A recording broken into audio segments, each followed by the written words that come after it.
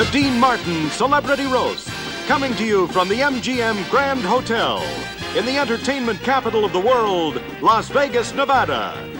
Ladies and gentlemen, from the beautiful Ziegfeld Room, tonight's star-studded roast has brought together some of the world's greatest entertainers.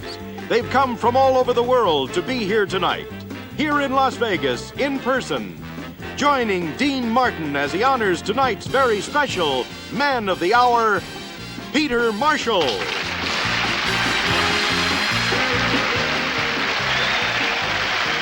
With tonight's guests, Vincent Price, Red Buttons, Rosemary, Karen Valentine, Jimmy Walker, Rip Taylor, Paul Lynde, Joey Bishop, Zsa Zsa Gabor, Orson Welles, Jack Carter, Foster Brooks, Ed Bluestone, your roastmaster, Dean Martin, and tonight's Man of the Hour, Peter Marshall.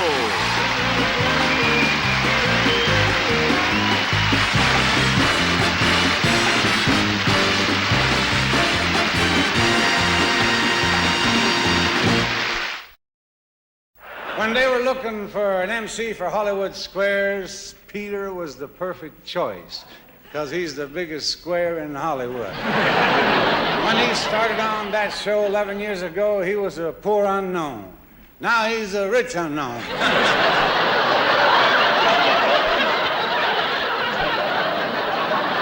But in Peter's defense, I must say, his show is very popular.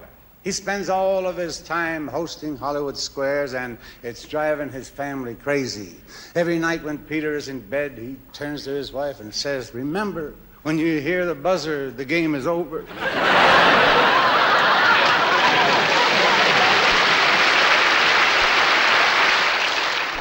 Ladies and gentlemen, my good buddy, and he's going to do good, ain't he? Joey Bishop.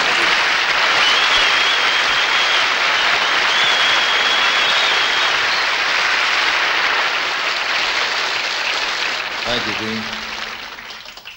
You're looking good. I haven't seen you in about a year. Your eyes are nice and clear tonight. What are you drinking now, Windex?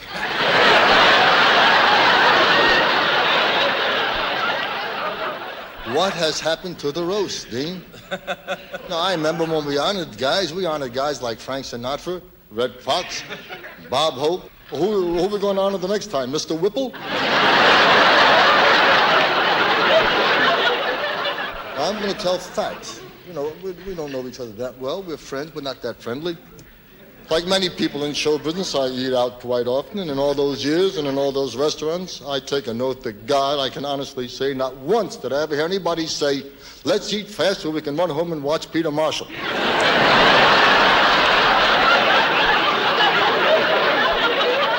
Once I did hear a guy say, "If we eat slow, we can miss Peter Marshall."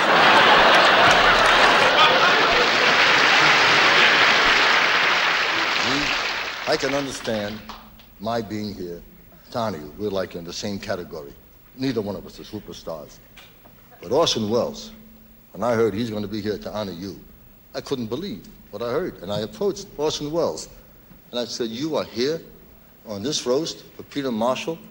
And I found out the reason he's here. All his life he has wanted to meet Rip Taylor.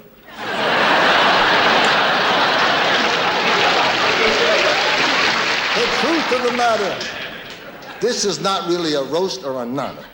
This is a sympathy banquet.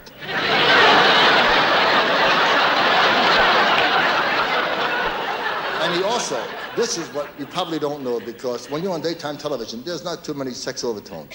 This man, it's not conceit. You know what I mean? It's all right if you thinks he's a sex symbol. No, I mean it. You know, and I don't want to destroy an illusion, you know. But I have seen you, you know, manipulated, right? I tell you this from the bottom of my heart, you couldn't get lucky in a woman's prison with a fistful of pardons.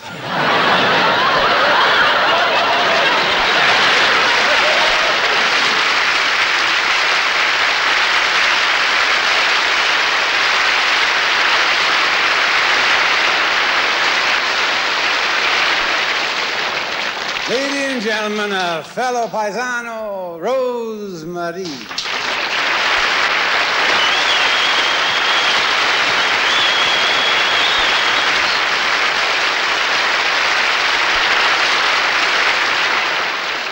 very, very happy to be here on this roast for Peter Marshall. And I love being on Hollywood Squares, except for one thing. I mean, actually, every time I'm on Squares, nobody sees anything but here up, right? I mean, it's just like this, right? I mean, I could be nude down here and nobody would know anything. Not only that, nobody would care. That way you'd get a lot more laughs.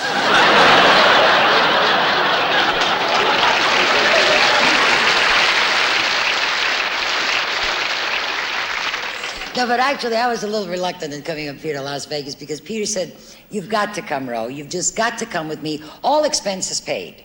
And he was so right, and that's the way it worked out. After I paid his expenses, I had to come and do this.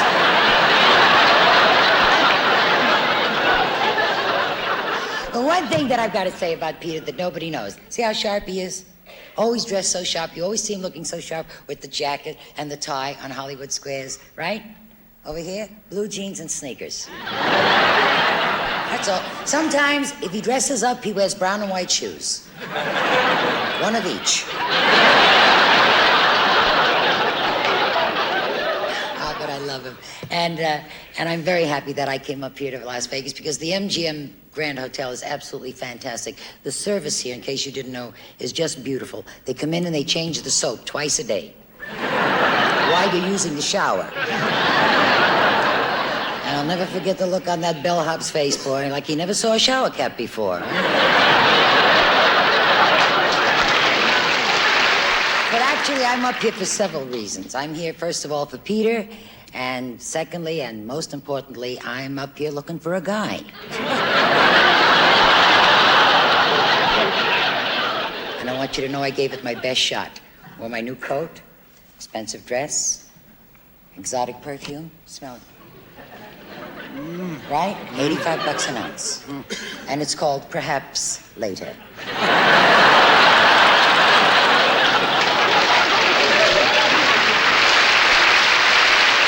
All I can say is that for $85 an ounce, it should be right now, folks.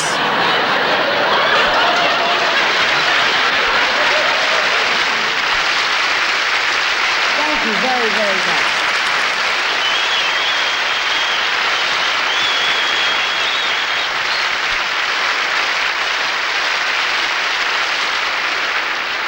My next guest is that marvelous comedian and actor, Red Button.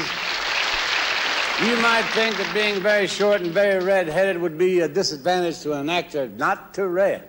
As a matter of fact, because of the way he looks, next year Red is starring in his own TV series. It's called Little Fireplug on the Prairie. Ladies and gentlemen, Mr. Red Button.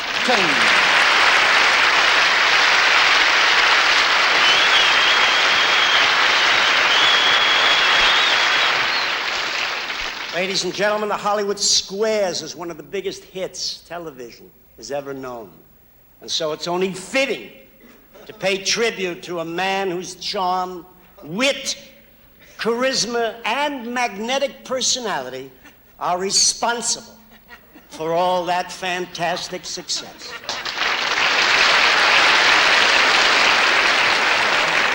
But enough about Paul Lynde.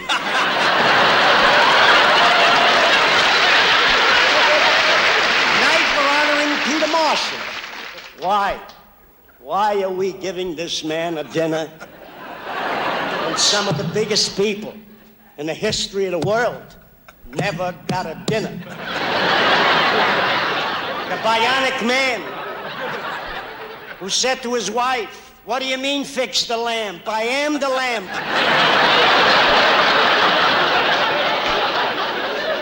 The mayor of Hong Kong who said, "Can't work today, have American flu." Never got a dinner.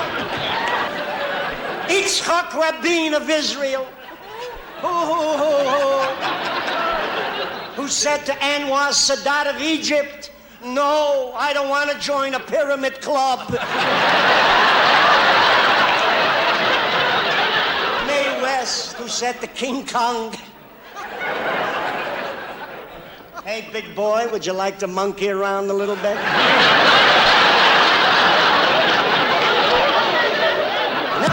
dinner. Henry Kissinger, who said to his travel agent, "You heard me, I said Greyhound."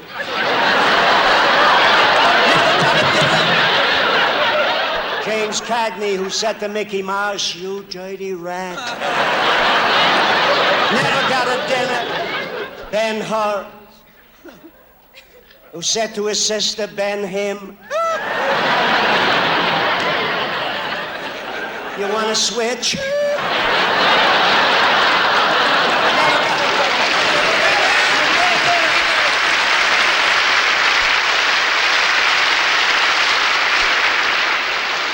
And Ben-Him, who said to Ben-Hur, "If I do, I'll be Ben-Gay."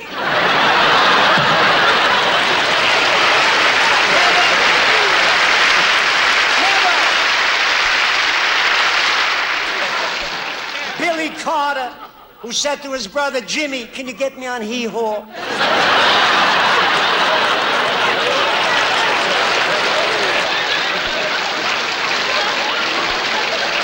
Still got a dinner.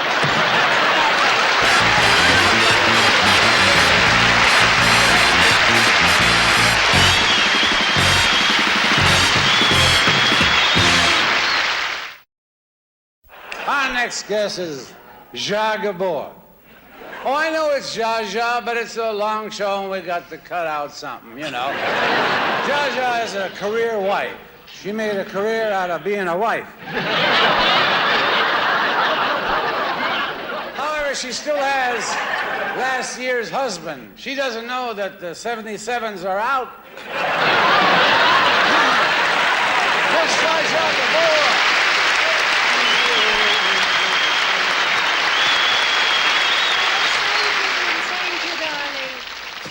What Dean means and says is absolutely true. I believe in marriage. I don't like casual affairs. With casual affairs, girls, you have to give back the diamonds. Also, when a woman is married, she has an insurance.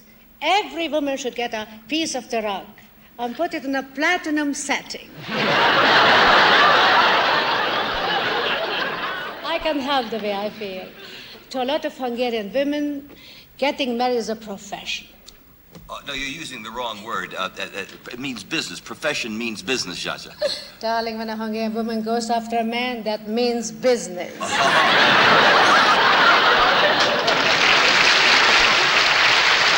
But I don't depend on my marriages for a living. Once I was paid $100,000 for a book I wrote that was never published. I know who paid the $100,000. The guy you wrote it about. Oh, that's right, Dean, darling. But you spelled your name wrong on the check.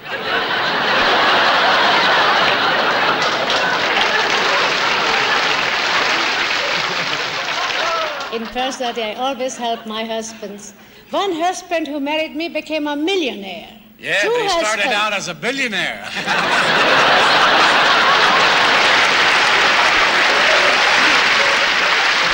There are lots of eligible men on this dais, like Orson Welles. He make a wonderful husband.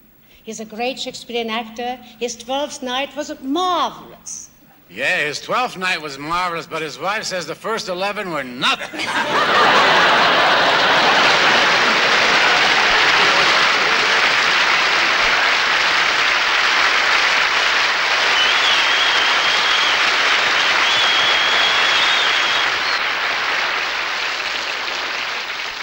So, as we leave the aisle, how'd all these people get in my room? This has been a wonderful, I really enjoy having Orson Welles on these shows, because I like to listen to him speak, and I really mean it. They say that Orson has a voice like fine wine, and that's another reason I like him. Boy, he is the greatest in the whole world, Mr. Orson Welles.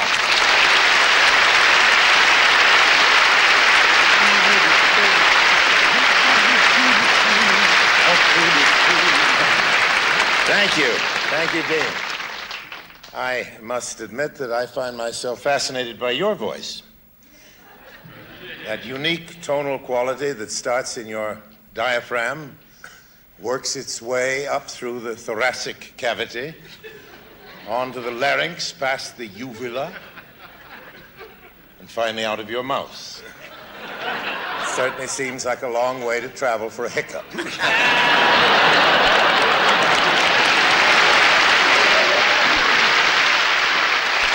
As for you, Peter, I've got to confess that I'm embarrassed. I fully intended to write my tribute to you last night, but Dean asked me to have dinner with him and a couple of his friends. One was a gentleman with a broken nose and a mustache, and the other had a normal nose and a broken mustache. After dinner, we had a few drinks, and Dean insisted that we just have one more for the road. And if you know Dean, his road is US 1 non-stop.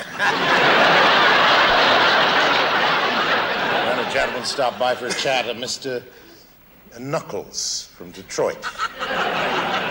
Dean told me he was in the cement shoe business. And needless to say, I was in a dilemma. Either go up, write a glowing tribute to you, or remain there and talk to these fascinating friends of Dean's. I found Knuckles perfectly charming, and an hour later I started my room, and would you believe it? As I passed by the crap tables, a man grabbed me and said, I looked lucky. He offered me a $5 chip to stand beside him whenever he rolled the dice, and there I was in another dilemma. Go up and write the speech for you, or stand beside some superstitious gambler for a paltry $5 chip. It's amazing how they stack up when a man is on a hot roll. And by this time, I was guilt-ridden and was heading for my room when I ran into Dean again. Actually, I tripped over him. And Dean suggested we go to see the midnight show in the hotel. It was the same old dilemma, Peter. Write your tribute, or watch 50 semi-nude girls cavorting around a stage. Not an easy decision to make. But I forced myself to go with Dean. All this led me to about an hour later when I was about to walk into my room. Luckily, a maid stopped me and asked me if I'd help her to make the bed. Peter, it was the Big D time again. Do your tribute or assist a hotel maid in her rather routine labors. Peter, I can't tell you how proud I was of my hospital corners. Well,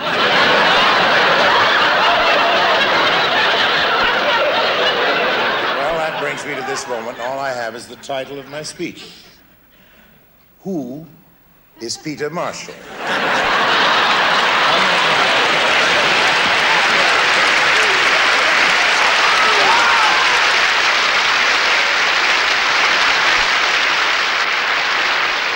Ladies and gentlemen, Rippy Taylor.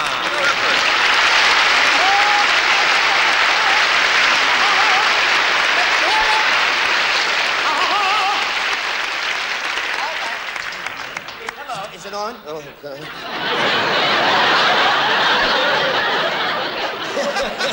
Hello? I don't dance. This is it for me, kids. I'm Jimmy Carter. Now Dean drinks a new drink with martinis with peanuts in it. Am I going too fast? Wait just a second. We have gifts for everybody this evening. Just a minute. Oh, you're going to get it. Just stop it. Dean and I were drinking last night so much he made me the Captain Six-Pack of the year today. Hello? Hello? I got gifts for everybody. Can I gifts for everybody? For Vincent Price, who played in the motion picture The Fly. Vinny, your man is open.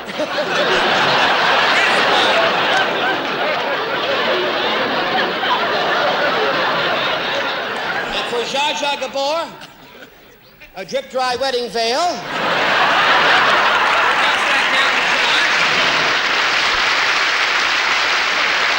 Zsa Zsa's leaving early tonight. Her friends are giving her a surprise wedding. We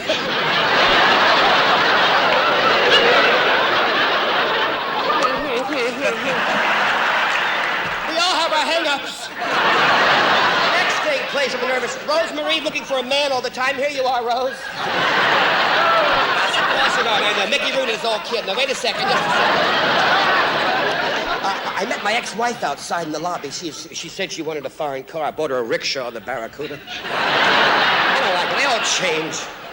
She said she had a facelift. Facelift? Whenever she sat down, her mouth snapped shut. Facelift? The real reason I'm here, because I want to get back on Hollywood Squares. I really do. Now, I can answer all those dumb questions. So here, Peter, read these to me right now, and I'll give you all the info, then I'll be back on the show real fast. All right. You ready? Thank you so much. You ready for me to read? They're written in Braille, so you can see. Go ahead. All right. Rip, what is yellow and wears a mask? The Lone Lemon. I was just teasing. I'm going to get all your names. Yeah, now, Rip... That boy laughs during acupuncture, for goodness sake. Yes. What rings the doorbell and then knocks the door in? An Avon gorilla. Hey, keep that. This side. Showbiz is my life. All right. You ready for your third question? Yes, go ahead, quick. Why do women live longer than men? That's easy, because they're not married to women. They're coming towards me again.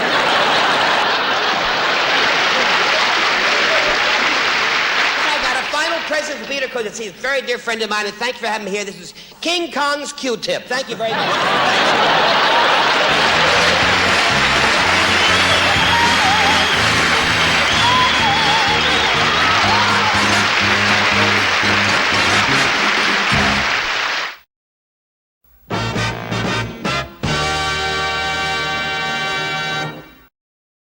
Our next guest is an epicure.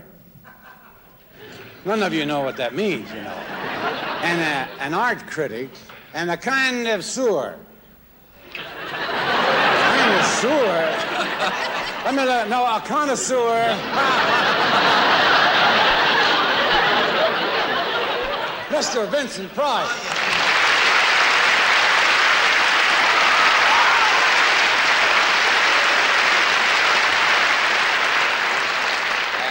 Dean, it's indeed a pleasure for me to be on this dais, and I hope you all appreciate it.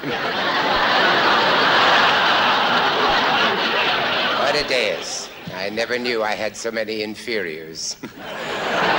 What a group. Completely devoid of culture. They have no savoir-faire, and I doubt if they even have bus fare. Now, you take Jimmy Walker. Why, you'd hardly call him a dilettante, really. Just look at him, huh? He shampoos his hair with woolite. His measurements are 36, 22, 36, and those are just his lips. You know, when I agreed to come here tonight, they assured me that I would be amongst my peers. Some peers I seem to have wound up down at the docks. Have you ever seen so many cultural dropouts in your life? I mean, really, truly. I don't think anybody here has any feeling for music, literature, for Shakespeare. I dare say nobody here can interpret the immortal words, to be or not to be. I know to be or not to be. That's somebody trying to make up his mind about a sex change operation.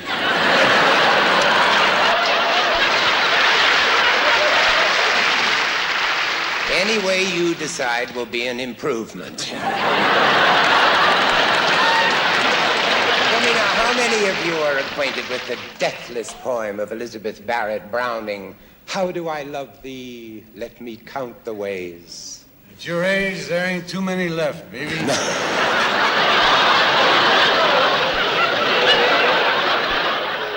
Why are we honoring a clod? Can you tell me? You know, I mean, who knows nothing about the art of the bubbly, about champagne? I doubt if he even knows the difference between red wine and white wine. There's no difference. I fall down from both.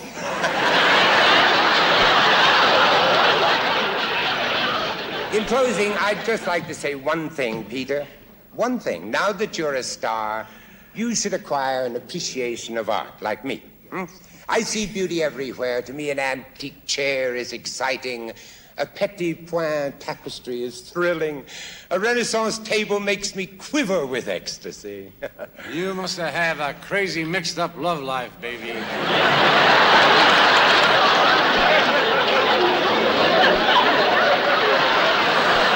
everybody? Oh, by the way, Peter, I saw your Las Vegas act, and you definitely have a future in nightclubs. Yes, another day or two at the most. We're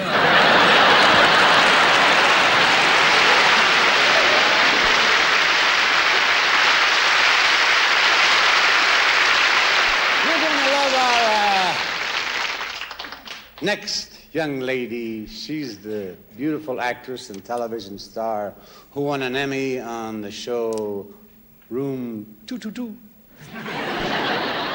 Ladies and gentlemen, the darling of Hollywood Squares, Miss Karen Valentine. Karen Valentine.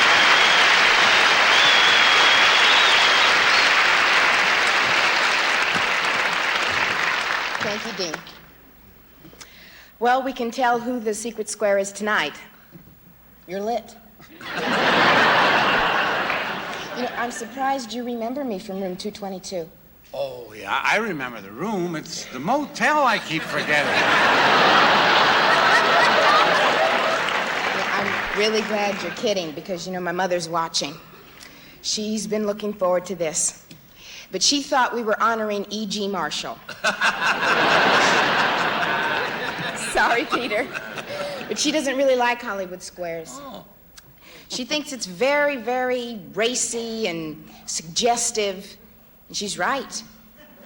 You know, every time I think I've learned the facts of life, Paul Lynde comes up with another one. One time he made a crack so terrible, so dirty, that Charo blushed. She turned red and she was speechless for about 10 minutes. That was a first. And when her voice came back, it was in perfect English. We could understand her, but she didn't know what the hell she was talking about. And Hollywood Squares is really rough on a girl. Boy, you've got to watch the guys every minute. Last week, I kept getting pinched by George Gobel. And he was sitting 2 squares away and in another row. But I have to say, Vincent Price, he is always a gentleman. He is. Well, you know, he's done so many horror movies, he just crawls into his box and lies down.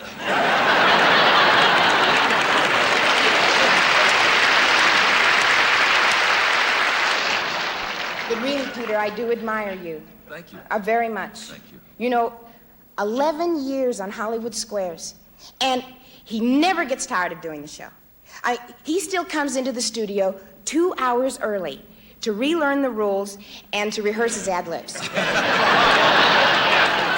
But his famous smile, he doesn't have to rehearse that.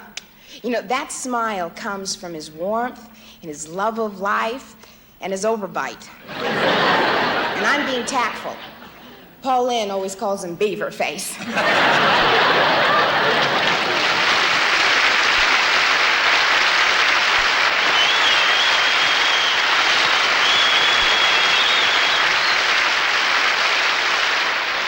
Hey, you know, we got a new comedian on the dais here, Ed Bluestone.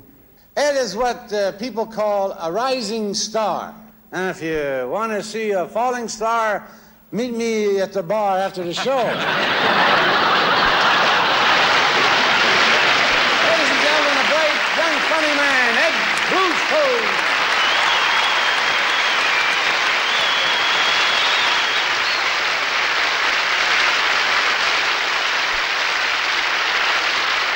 I was thrilled to be invited here. It's a great privilege to honor Peter Marshall. Peter's career began 25 years ago when a high school guidance counselor told him that the only thing he was capable of doing was playing tic-tac-toe. Peter's an extraordinary man. He's the only host on television who needs 9 co-hosts to make his show amusing.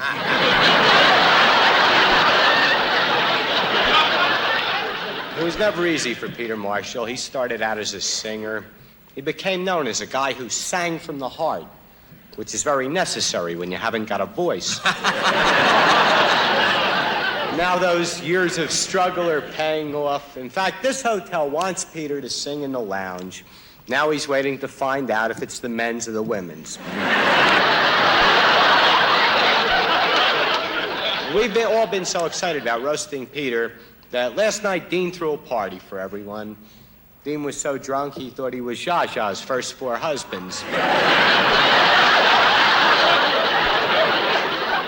Dean gets like that. There's a famous story about Dean. He was once stopped by a cop while he was driving, and when the cop asked Dean to blow up a balloon, Dean said, "Not only will I blow up your balloon, I'll buy you ice cream."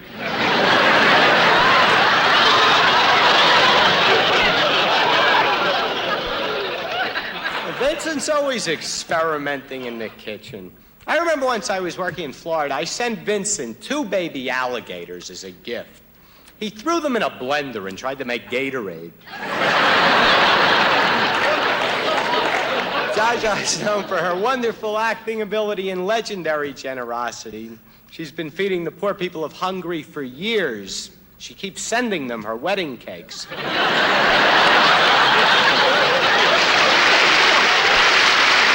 And if it weren't for Peter Marshall, we would not be roasting one of the nicest guys I know. And I'd like to thank Peter for being such a good sport, and thank all of you. Thank you.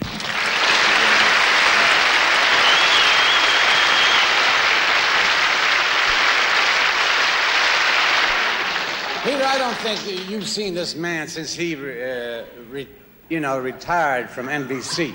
Oh. The former vice president and the executive who created Hollywood Squares. Ladies and gentlemen, Mr. Todson Quigley.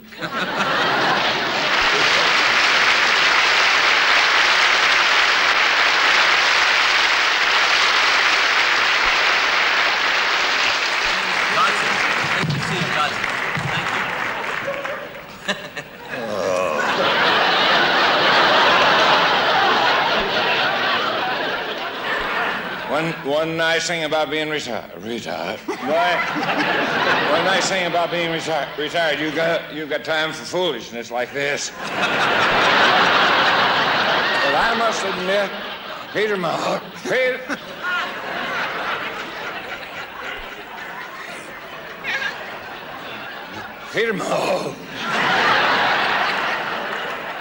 our guest tonight has been an entertainer for 30 years. He's made nightclub appearances. He's made Broadway shows. He's made hundreds of TV programs and several housewives who were contestants on his program.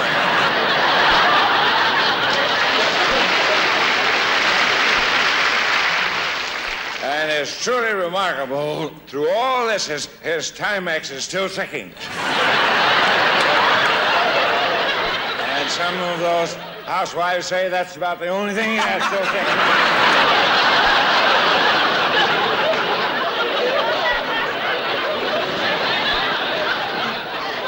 A hit game show must have something for everyone. Adults, children, degenerates, perverts,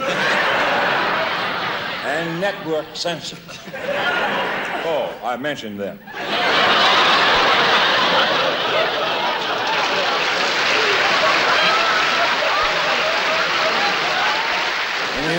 In the early...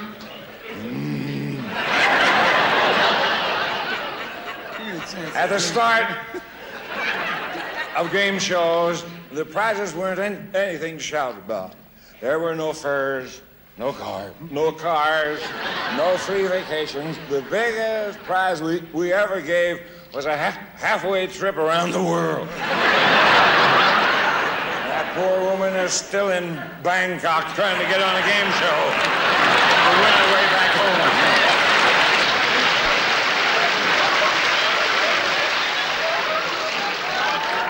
I just noticed, when you smiled, you have very, very pretty teeth.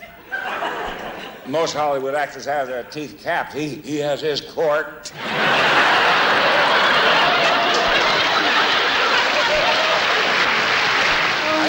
I don't know how many of you had the pleasure of missing Peter's nightclub act.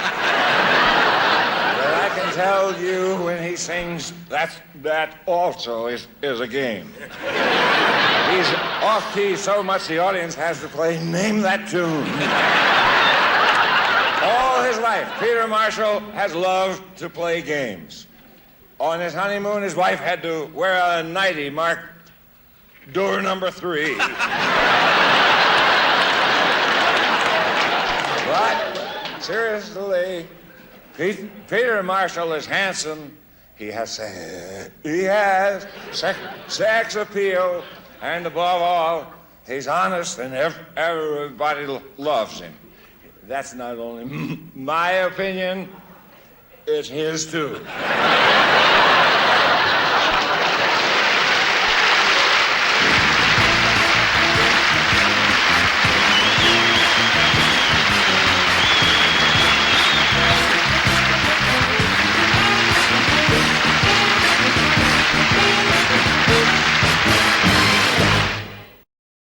Here's that talented new comedian from the Good Times show. Now, I've seen thin guys, but he looks like a prematurely born Tootsie Roll. Ladies and gentlemen, here he is, Freddie Walker. Jimmy Walker.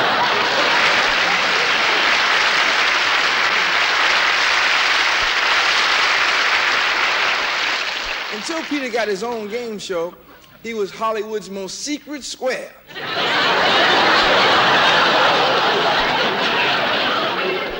He said someday he'd like to switch and be seated in a square. Then he was reminded they're only reserved for celebrities.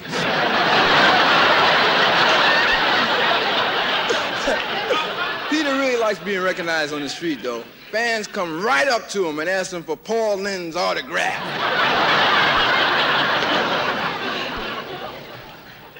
Peter is a great host. He always tries to put the celebrities at ease. Like once Zsa Zsa Gabor was having a hard time coming up with an answer. Peter said, just say the first thing that pops into your mind. Zsa Zsa said, I do.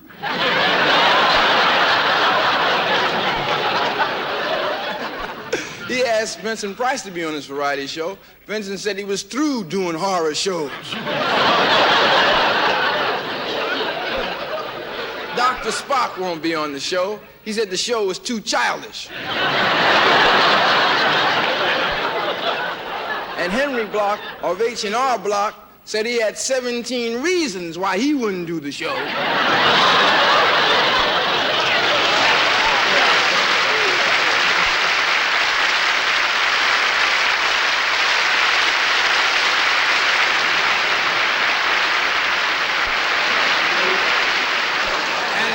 Los Angeles is the cab driver who often takes Peter to and from his show. Ladies and gentlemen, Mr. Harry Butoff.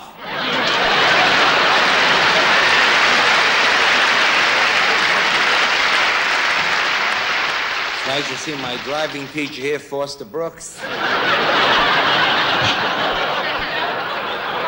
I had a choice of driving a cab in Guam or coming here, and I had to think about it. And it's terrific to be here to honor a Ted Mack loser. I go back with Peter when he first started as a singer. He sang at a veterans hospital. He sang for an old soldier for over an hour. Then he said to him, I hope you get better. The old man said, you too.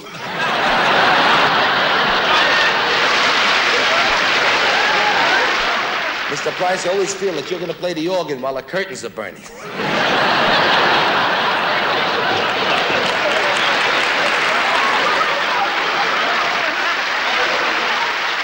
nice to see Foster almost here. Just because you have red eyes don't mean you're a drunk. You could be a white rabbit.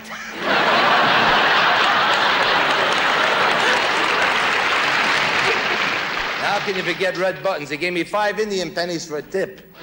Look at red hair, natural, except for the color. But I love this man. Sayonara, the man got the Academy Award for that. And you had the right idea, marrying a Japanese girl. Because they're faithful, delicate, and your mother-in-law lives in Tokyo.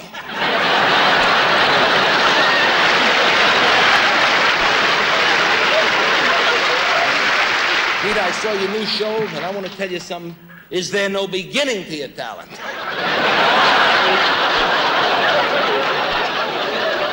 Peter, I want to say something. You're an inspiration to a lot of guys, especially me. After seeing what you've done with your career for 20 years, I don't mind driving a cab. Thank you very much.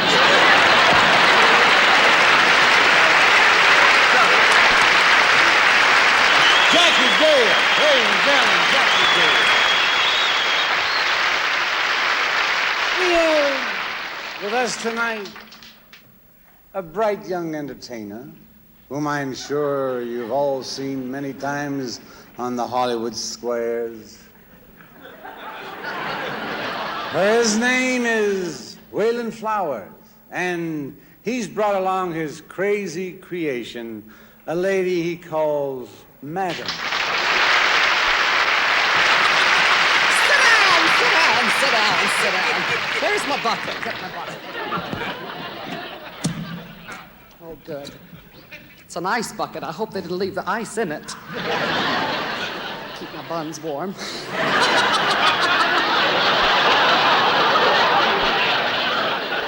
Good evening, everybody. My name is Madam, and I'm an alcoholic.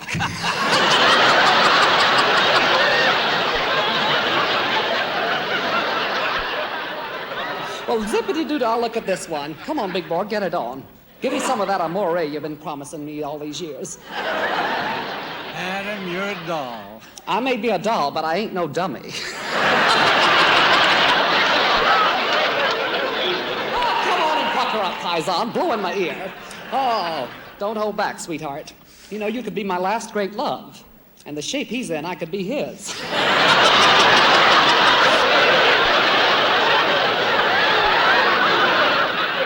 You know, this is the third turkey I've roasted this season.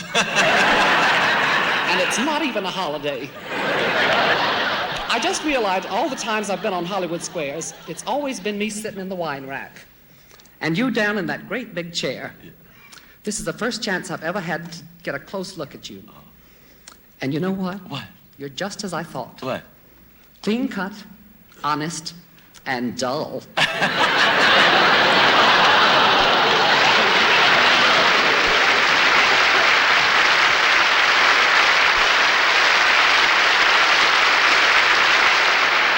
Ladies and gentlemen, the sharpest of Hollywood squares, the irrepressible Paul Lynde.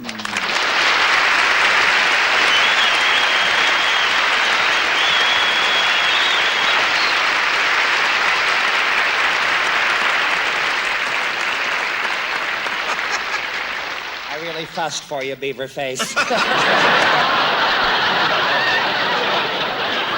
Thank you, Dean, from the way you're acting up here. You're going to have to do something about your drinking. It's just booze, booze, booze. It's disgusting. Can you believe this, ladies and gentlemen? It's not enough that they have all these bars and cocktail lounges all over town. Dean went to a swine flu vaccination clinic because they heard they were giving away free shots. Thank you, Dean. It's a great pleasure for me to be here to honor Peter. As you know, folks, he and I have been on Hollywood Squares together for a long time. I'll tell you how long.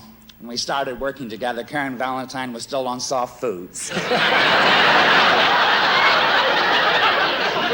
That's why, because of our long association, I'm incensed at the barrage of remarks that have been hurled at Peter this evening. Thank you. They've been vicious, they've been obnoxious, and they've been hilarious.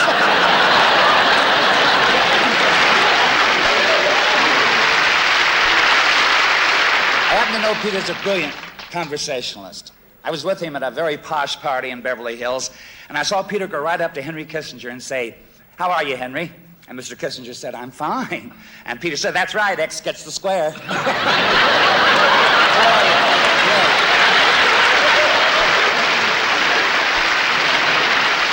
As a performer myself, I just can't stand the way Peter's singing and dancing have been maligned. Why, when he sings that Mother McCree, I cry. It's that bad. Before I go, Peter, I just want to tell you something. Everybody's been putting you down tonight, and of course they really don't mean it. I do.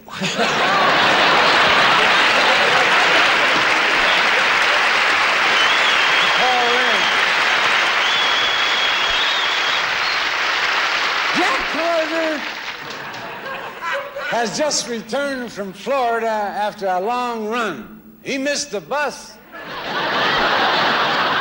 he is, ladies and gentlemen. I love him, and you're gonna love him. Mr. Jack Carter.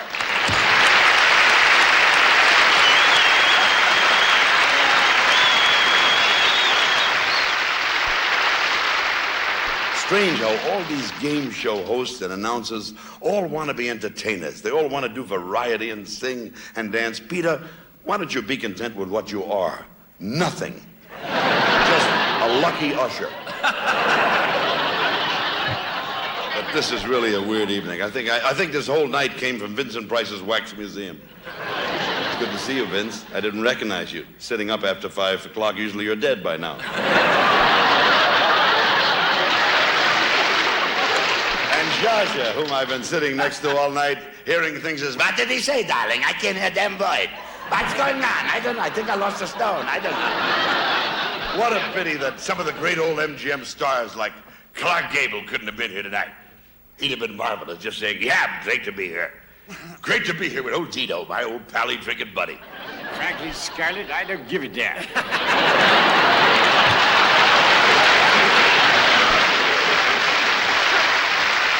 Not bad, Dean. If you were doing Mickey Rooney, that would be nice.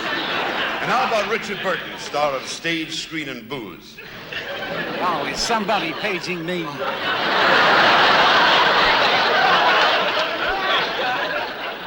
I can't conceive of a man of your dimension, your intellect, coming to your own testimonial dressed in such an ill-fitting tuxedo. You should get a new tailor. This tailor got a new him. And then, of course, the great Winston Churchill might have enjoyed this evening much better than I. Had he been here to say, Ash, knowing that Peter is an American truly makes this England's finest hour. And as I look about at this disgusting evening tonight, I can only say one thing. Never have so many said so much about a man who deserves so little. Good evening.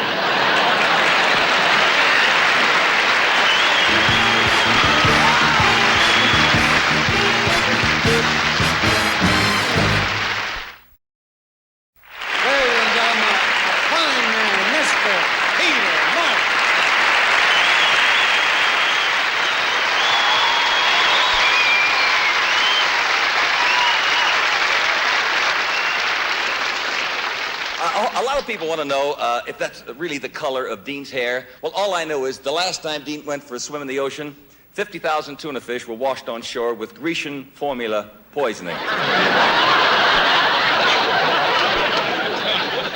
Vincent, as you know, is a renowned collector. He collects art, he collects sculpture, and if it weren't for my show, he'd be collecting unemployment.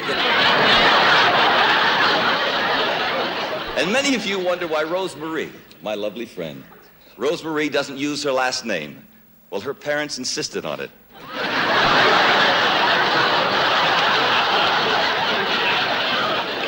And you either hate Paul Lynde or you love him. I happen to love him. Counting Paul, that makes 2 of us. Paul's had 3 television series and they've all been canceled, which shows you that the public has taste after all. Rip is very depressed. Oh, poor baby. Very depressed. He just got turned down as a regular on Sesame Street. They said his material was too immature. And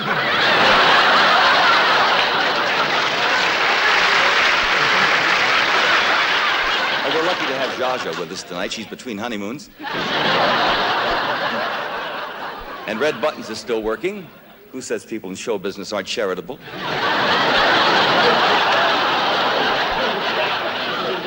And they say imitation is the sincerest form of flattery. I don't know if you're aware of this, Jack Carter, but in all of show business, there's not one person doing an imitation of you.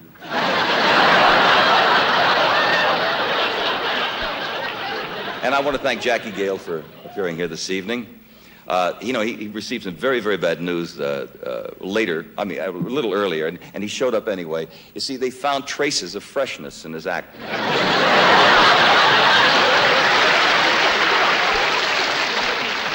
But all in all, being a mental masochist, I really enjoyed this evening, And my dear friends on the dais, and Dean, I thank you for one of the fun evenings of my life. Thank you very much. Thank you. Thank you.